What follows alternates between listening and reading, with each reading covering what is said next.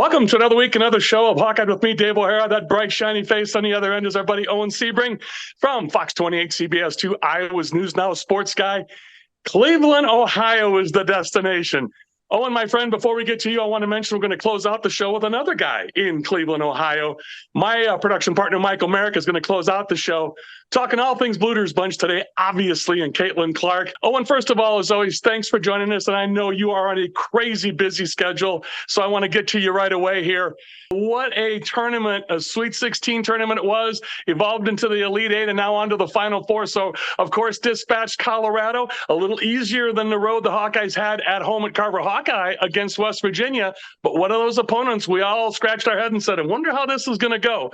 Well, Caitlin Clark, Sita Falter, Kate Martin. That's not to disparage or leave off what Addison O'Grady, Hannah Stolke, Kylie Fearbach, Gabby Marshall, what anybody else is doing. It's just unbelievable how much of a carbon copy of last year this year's tournament has been, where they had a close game in the second round and then the Sweet 16 and Elite Eight are a little more comfortable. I mean, which is amazing to say that LSU, you would not want.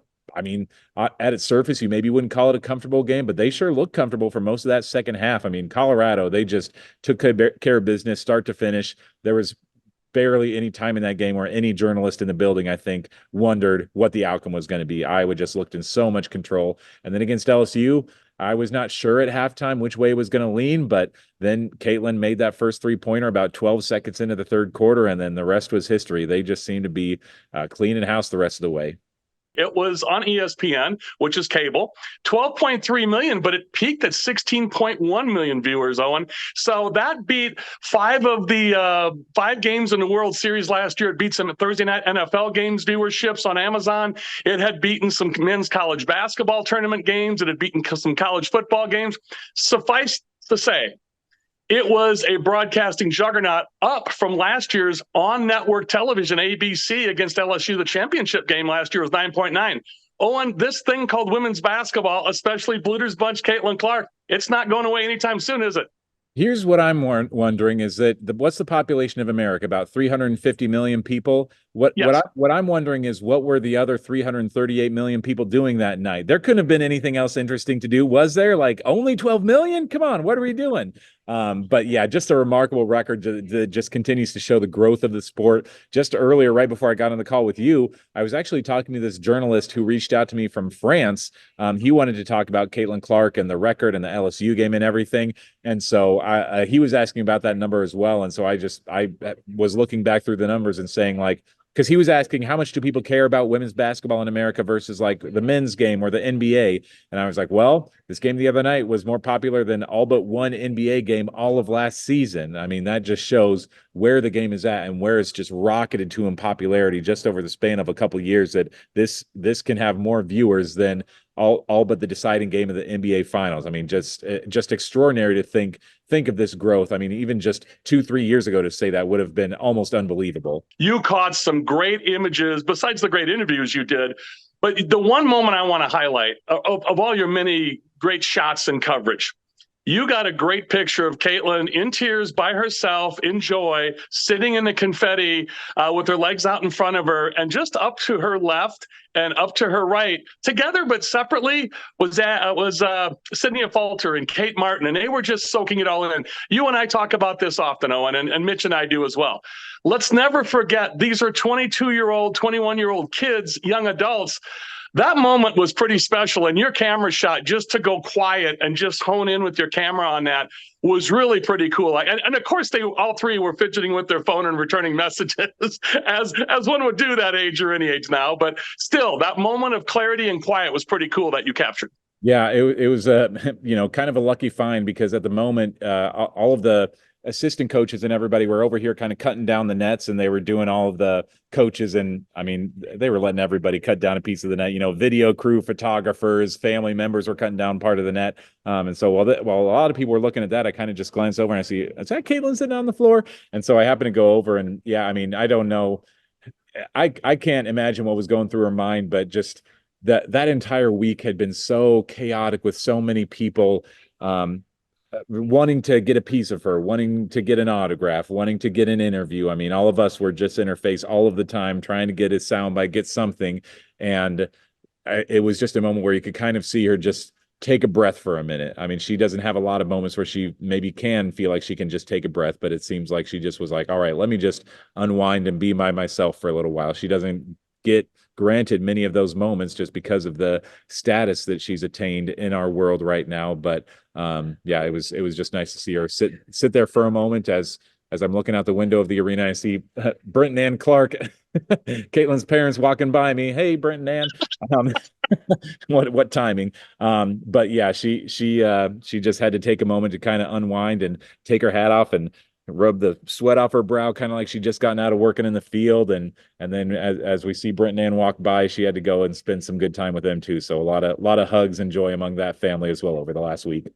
I love that, folks. Totally unscripted. Owen in Cleveland, and there walked by Caitlin's parents, Brent and Ann Clark, as Owen just mentioned, and in the arena in Cleveland. And Owen, when we talk about what's coming up in Cleveland, let's take a quick pause here and go into segment 2. Not only did Peyton Sanford, I just want a quick tidbit because I want to keep this about Bluder's bunch. And I know, by the way, folks, 100% clean bill of health for Cooper DeJean, going to have his pro day next Monday on April 8th as we record this on Thursday afternoon, April 4th.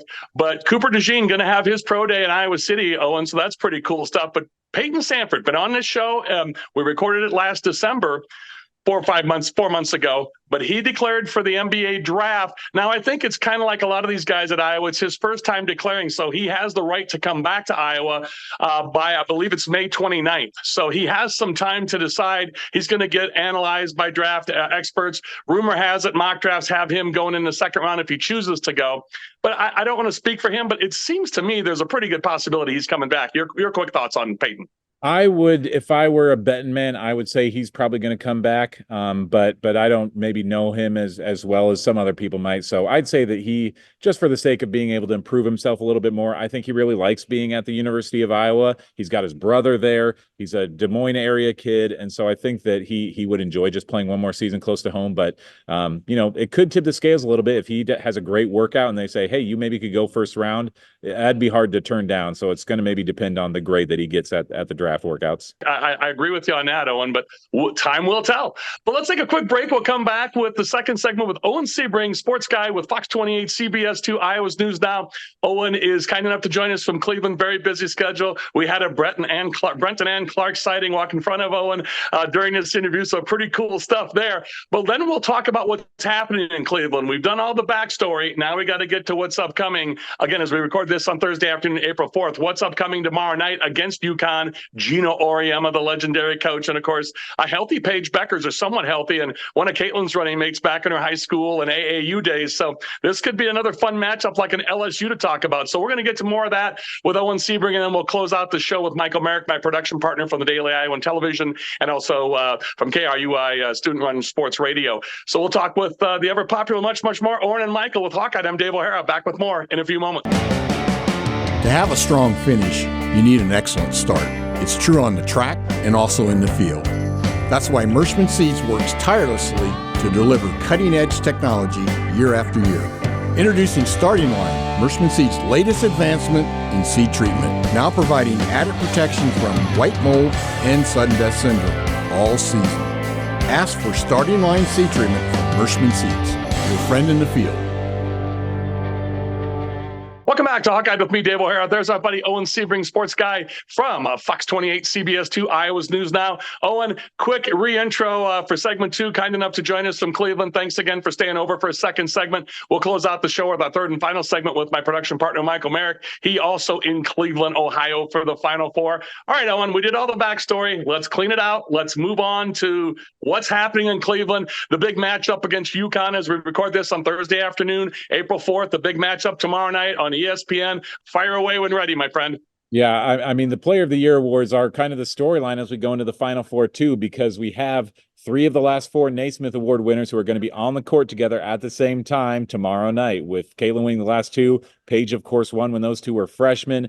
I haven't done enough historical research to know how many times something like that has happened, to have 2 Naismith winners on the court at the same time in a Final Four. But it's just a special moment for women's college basketball. As much as the country loved the LSU-Iowa rematch, this is one that could live up to the hype even bigger than that one, just because it's the analogy I made on the show today was it's kind of a look at this is not to disparage anything about where UConn is right now, but it's a little bit the past versus the present. UConn for decades has been the face of women's college basketball. If anybody knows just one thing about women's college hoops, it's UConn. It's Gino. It's that those guys are good. We don't know. Maybe they don't even know a name on the team, but they know UConn is good at women's college hoops. But the last 2 years, Iowa and Caitlin Clark have kind of taken that place. Go across the country. If you say name one college basketball player, it's probably going to be Caitlin Clark. So we get kind of a matchup of what historically has been the dominant team, the team that's been the dynasty for so many years, and now the team that's kind of come out and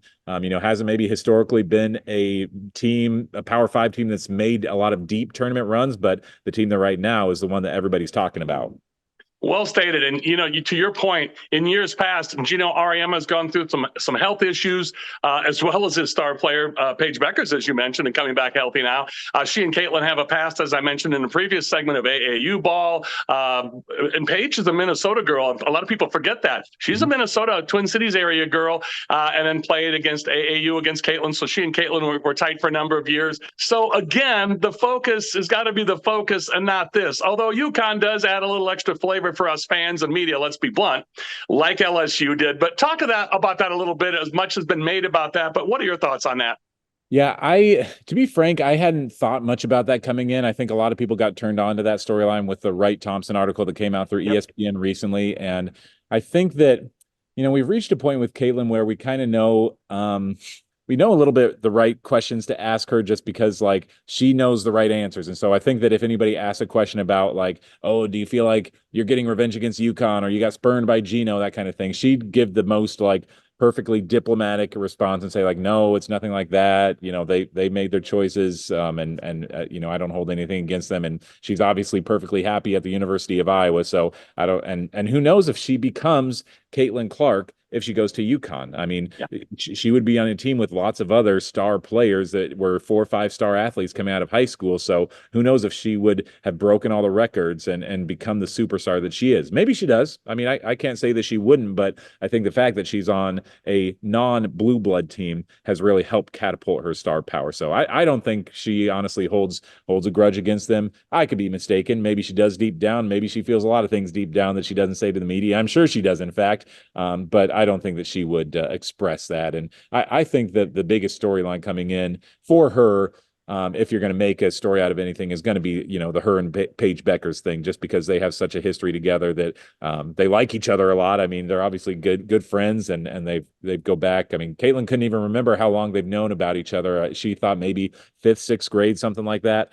So it's been a long time that those two have known each other. And I think that that's maybe what she's maybe looking forward to the most, is just getting a chance to be competing against her on the same court. And we hope Molly Davis can at least get on the floor briefly. Do you have an update on Molly? Last we heard that Lisa was hoping she could get on the floor, but it looks like Molly may be in uniform but not playing. What's that like, Owen? What I saw at practice today, Molly was out there and she was even shooting some hoops, but she was still kind of in her sweats. She had some shorts on. She maybe looked a little more basketball ready than what she did at the Sweet 16 and the Elite 8, but I would still be a little surprised if we see her suiting up tomorrow night. Maybe there's something there, and maybe she's made a miraculous recovery over the last few days, but I'd be a little surprised to see her suit up. There he is, Owen Siebring, sports guy, Iowa's News Now, Fox 28, CBS2, Eye on the Hawks podcast. All great work Owen does. Check out his social media and all the links. Oh, and I can't thank you enough for taking time out of your busy day. You're doing interviews from all over with guys from France, as you mentioned, the worldwide Owen Siebring. And once you get landed and get your feet down, set back in CR, we're going to hook up with you again and get your takeaway on hopefully a national championship for the Iowa Hawkeye women's with this big Final Four coming up. We record this on Thursday afternoon, April 4th. Tomorrow night, game 1 of the semifinal, or game 2, but game 1 for the Hawkeyes, and then the championship hopefully on Sunday afternoon. Owen, thank you so much. I look forward to talking to you soon. Thanks a lot, Dave. Truly my pleasure. There he is, folks, Owen Siebring. So for Owen Siebring, I'm Dave O'Hara with Hawkeye. We'll be back with more to close out the show with our buddy Michael Merrick. Back with more in just a few moments.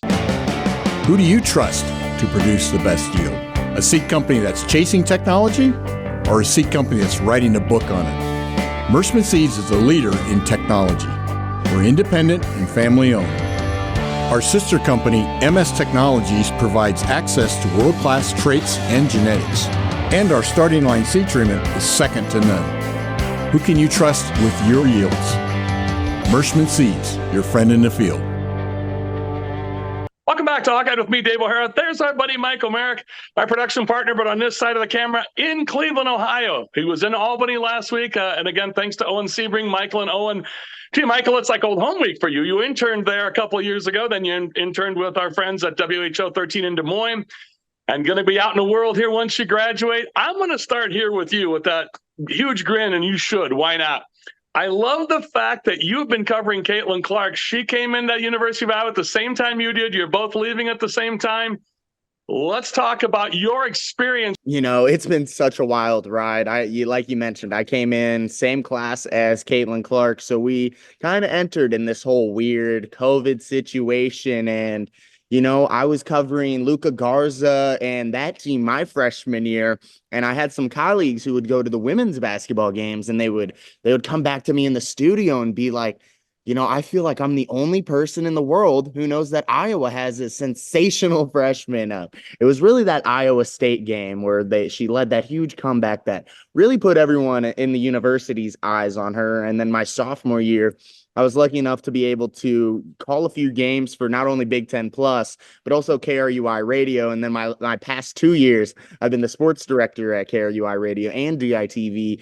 And I've been at more women's basketball games, especially this year, than I have men's games. And in total, the game it's been so fun talking to Lisa Bluder, talking to Caitlin Clark, Kate Martin. The list can go on. I can name every player and how fun and great they are to talk to. It was so loud during that Iowa LSU game, and there were a lot of LSU fans, but it was black and gold throughout the entire building, throughout the entire week that Iowa was in Albany. It was legendary. It was amazing. As fun as that game was to watch on TV, Dave, I can tell you, being courtside, it was even better. That was such a legendary performance. That, you know, great players are remembered for great games, and that's going to be one that it sits with Caitlin Clark forever. That's for sure.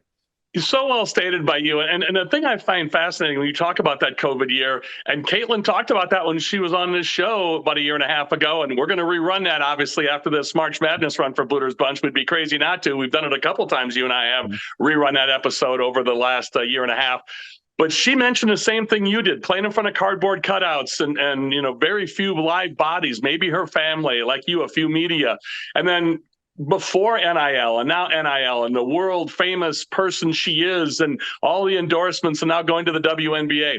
And I run that comparatively with you for this reason. You know, a lot of people will say, well, I didn't realize there was a student broadcast. And I love listening. Of course, Gary Dolphin's on this show a lot, you know, and I listen to Dolph regularly. My buddy Rob Brooks, who calls the women's games on radio. I've known Rob for years. I listen to those guys.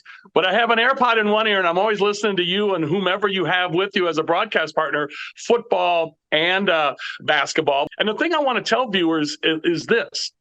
To get a perspective of a young man or young woman, because you've had both, you know, working with both on the air, I love the fact that you're on campus with these people, these athletes, and you see them around town. You're in that community. You're at the game. So you look at it from younger eyes than a guy like me or other people watching. So I really do appreciate everything that you bring to the table. And I would encourage our listeners and viewers to tune in on radio or DITV, because you talk about perspective.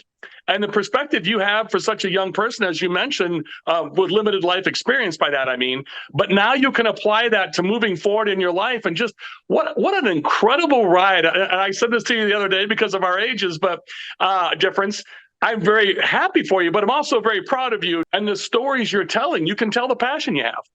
Yeah, no, I mean, the stories we're able to tell. I mean, during my 4 years here at the University of Iowa, not only talking women's basketball, but specifically them, I couldn't have asked for a better 4 years. You know, we've gone to 2 Big Ten championships for football, won a Big Ten tournament for men's basketball. Keegan Murray is arguably the most talented player that the Hawkeyes have ever had for the men's side. I also saw Luca Garza, who's probably the greatest player that the Hawkeyes have ever had on the men's side. And then Caitlin Clark, who is the best and the greatest of all. So it has been such a privilege to be able to cover this team, get opportunities that, take people a lifetime to be able to get. This is my Final Four now. I was at the Sweet 16, the Elite Eight. I've been to 3 bowl games in football.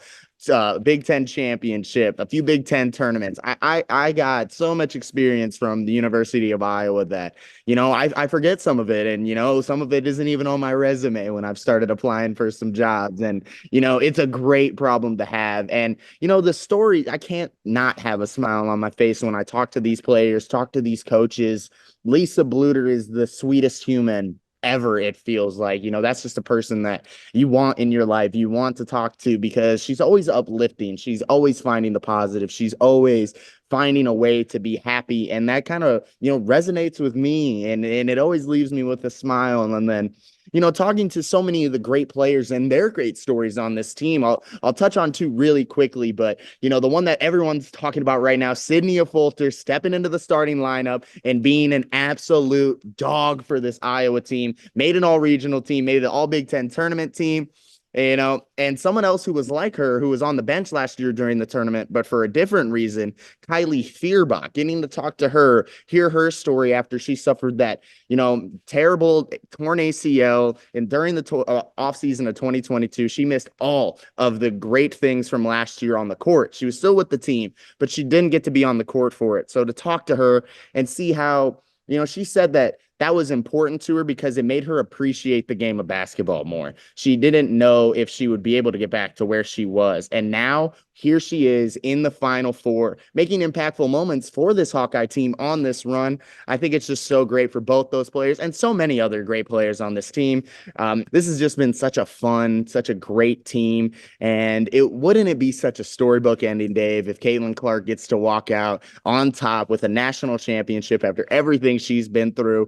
And maybe I'm also just saying that because it's kind of storybook for me. I was just going to say, and Michael Merrick following with a camera and broadcasting it for all of us to see with your perspective. But the perspective that you and I both have the same end result feeling about Lisa Bluder. And I want to repeat what Kenny Smith and I talked about, and you and I talked about off the air. But Kenny was on this show a couple of weeks ago, former Hawkeye beat writer, now with the Athletic for Alabama. And, I repeat this often, Michael. You and I talk about this regularly. She did not add anybody except a couple years ago, Molly Davis from the portal. Other than that, the expression these days is ride or die. This has been her ride or die team. And you got to love that and respect that about Lisa. Yeah, most definitely. And that was actually brought up today in the locker rooms. And Lisa talked about, it takes a special kind of player to be allowed in the Iowa circle. They're not just inviting everybody to be a part of this group because they know how special that they are and how special that they, treat each other. It's not all about talent. Iowa could have went and got out and probably gotten a few players who were higher stars, had higher, composition scores than some of the Hawks who were still on the roster. But to be able to buy into the players that you have seen and you have developed, and then to see them shine bright in the biggest moments. I mean, we'll go back to Sydney Fulter real quick. Talking to her, Sid has always said that from the second she stepped on campus, she knew she was great. She just had a lot of great players in front of her. Her teammates have echoed that. Coach Jan Jensen has echoed that. And Lisa Bluder is proof of that, as since Sid has been put into that starting lineup, this Hawkeye team has kind of gone to another level. And to not see her hit the transfer portal because how much this coaching staff has believed in her, how much that they have, she's believed in them. It's just been a great story. And it's a true testament to what the Iowa women's basketball program is like. So well stated by you. And I know you're leaving that part in, and I want you to leave this part in for sure. Folks, I want you to know, Michael, again, our age differences, our professional differences, I am so confident I do make editorial decisions on this show with this guy right here in front of you and me, Michael Merrick, because some of you will email me or text me, and I love that. Please keep it up. But you'll say, oh, you didn't cover this or talk about that. Trust me, as Michael's smiling with me, we cover it all between Owen Siebring and me and Michael. But because of time, we only get a half hour. And then with commercials, even less. I wish Michael all the luck this week in helping me edit this down, because there are just so many nuggets of information that Owen and Michael brought to the screen today that we've had to pare some of it down. So if you say, oh, they didn't cover that. Yes, we did. But and Michael, I know you can attest to that, but I'll say good luck in editing this with me later on. But I can't thank you enough for joining me, like with Owen Siebring, how busy you two have been and what a perspective you bring. It's so refreshing. But go Hawks and that Natty. You need to finish out your senior year along with Caitlin's senior year with that Natty. Does that work for you? Works great for me. He is Michael Merrick, folks, my production partner with DITV and also KRUI Sports Radio. Michael Merrick, and again, thanks to Owen Siebring from Cleveland, live from Cleveland. Last week was Albany, now it's Cleveland. So for Michael Merrick, my production partner and on-air guest, and Owen Siebring, and to you, the viewers, I'm Dave O'Hara with Hawkeye. That's all from us. Thanks to all of you. And as always, thanks for staying tuned at the end of the program for these rolling credits to give our advertisers and sponsors the attention and credit they so richly deserve. And as always, to our aforementioned guests and to you, the viewers. That's all from us at Hawkeye. Thanks to all of you.